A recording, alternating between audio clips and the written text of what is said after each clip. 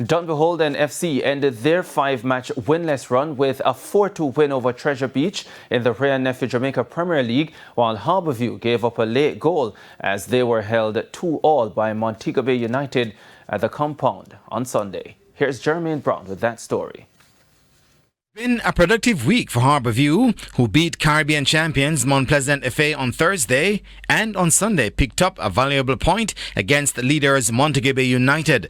The game was only 10 minutes old when Trayvon Reed gave the Stars of the East the lead. But his opposing captain Lucas Lima Carrera had other ideas as he pulled Mobay United level in the 39th. With the teams looking towards the halftime break, Harbour were in front again, Reed with his 12th goal of the season, making it 2-1. 11 minutes into the second half, Mobay United were in further trouble when Kimani Arborn picked up a straight red card.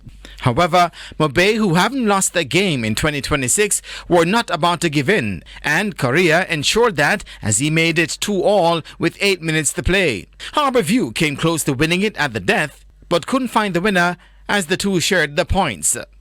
Harbour are now on 20 points, 2 from safety, while Montego United are on 50 points. It's a spirited performance from us. We played like this last week, and I think the momentum is here with us. So we just have to continue to keep the discipline and continue training and prepare for the next game. I'm grateful for the point that we got. I thought I didn't think we think out a lot of the proceedings well today, and hence why we were on the back foot. Led by a hat-trick from Damien Binns, Dunbeholden had a feast against Treasure Beach as they dominated a game of penalties to win 4-2. It was Treasure Beach who went in front through Raheem Porter after just 3 minutes. But Binns killed their joy with a 40th minute equalizer. And Dunbeholden were in front in first half stoppage time, Binns again on the score sheet as they went into the break 2-1 up. Stephen Barnett pushed the lead further as he made it 3-1 in the 56th. Treasure Beach gave Dunbeholden a scare when Lejean Livingstone cut the deficit to 3-2 with 5 minutes to go. However, 5 minutes into stoppage time, Binns completed his hat-trick as Dunbeholden registered a win after 5 attempts. They are now on 29 points, while Treasure Beach are on 22 points. It's always good.